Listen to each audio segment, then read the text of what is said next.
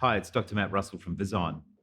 In this video, I'll address a really important question on the minds of everyone looking to have SmartSight vision correction. What are the risks of SmartSight?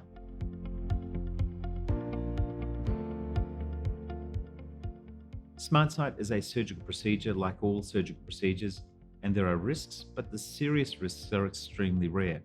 Probably the most common risk is that during the procedure, when the patient is looking at the little blinking green light while the laser is taking place, that if there is a significant movement of the eye, that this may cause something called loss of suction. The laser provides very gentle pressure on the surface of the eye to hold the eye still during the treatment. It's so gentle that you really can't feel it. But if that suction breaks, then the procedure will stop automatically and has to be halted.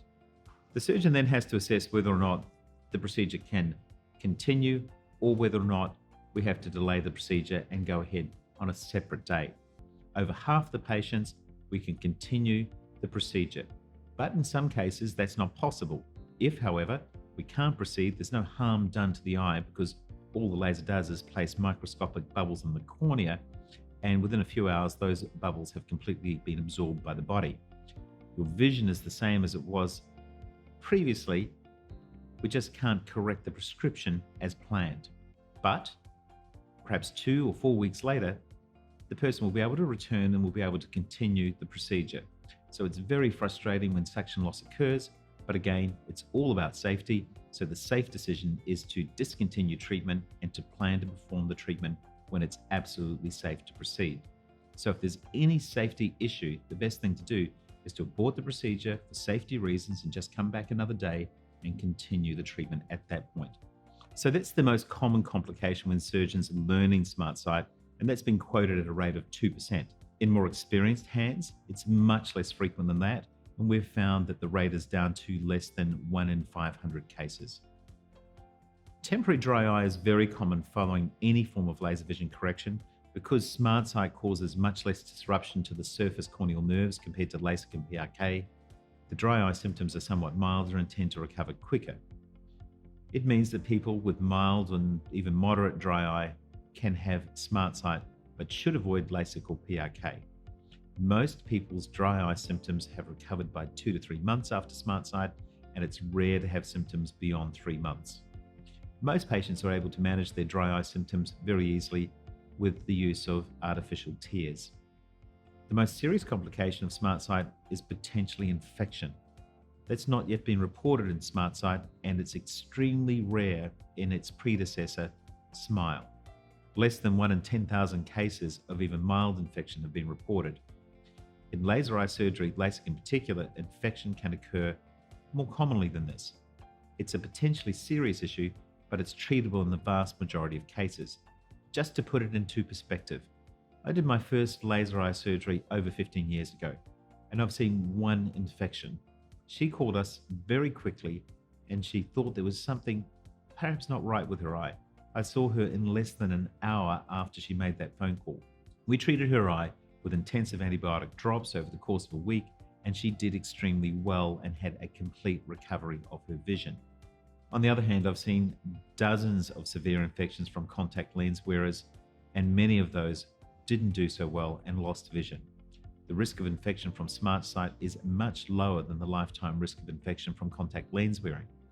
If you have had recent laser eye surgery and your eyes become red and light sensitive, we have an emergency contact number. You know that if something changes with one of your eyes in the first week after treatment, you need to contact us immediately, any time of the day and any day of the week, bank holidays included.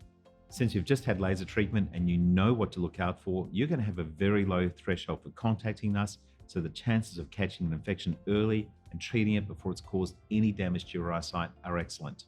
Contact lens wearers are in a different situation. They don't have a hotline to an eye specialist, and usually they aren't even aware of the risks of infection from contact lens wearing. Most often, they continue wearing their contacts so they can present very late to an emergency department, for example, when there is already a loss of vision. So the risks of a serious infection are much more common in contact lens wearing than following laser eye surgery. Another issue, which is not a complication but something to consider with all laser eye surgery, including SmartSight, is that there may be residual prescription following treatment. In this case, the vision is very good compared to before the treatment, but just not perfect. If this happens, the eye can be retreated to eliminate that prescription. Generally, this is 2% of all patients, but maybe up to 5% of patients with very high prescriptions. In this case, 3 months after the original treatment was performed, we will do an enhancement procedure, which means that we can get close to 100% of all of our patients seeing extremely clearly without glasses or contact lenses. People worry that if they require retreatment or enhancement, or if their vision changes, there will be additional fees. At Vizon, it's super important to us that you get the vision that you want from your laser treatment, so there are no additional fees for enhancement procedures for up to 10 years following your original procedure. Now, a common concern for anyone who needs an enhanced procedure, and this is very understandable, well, if this happened once, is it going to happen again? But this is the situation. If you start off with a high prescription, as many SmartSight patients have, and your prescription is, say, -10, and the best lasers have a variance of up to 10% of the original prescription, then a small portion of these patients will be -1 after treatment. They'll have vision, for example, of 20/40 without glasses, usually only in one eye, and their vision is amazingly good compared to before surgery, but not as good as we were aiming for. They can drive without glasses, but they notice some blurriness in the vision of one eye. So the -1 eye would require enhancement or fine-tuning of the focus.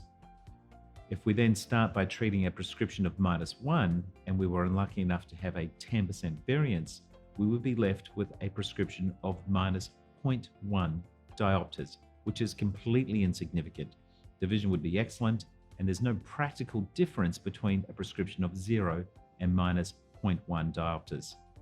So up to 2% of patients overall may require retreatment, particularly if they start off with a very high prescription. Depending on the prescription, up to 10% of patients who have had LASIK or PRK will undergo regression. That means they will get a small amount of their original prescription recurring within the first year or two after treatment.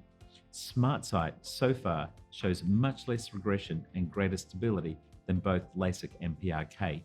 Even so, we offer retreatment of any regression for up to 10 years following the original procedure. The best way to know if you're a suitable candidate for LASIK or any form of vision correction we offer is to book a free laser vision assessment. You can book the appointment directly on our website, or you can call us if you prefer. You can even scan the QR code you see on the screen right now, which will link you directly to our online calendar where you can choose a time and date that suits you for a free initial assessment.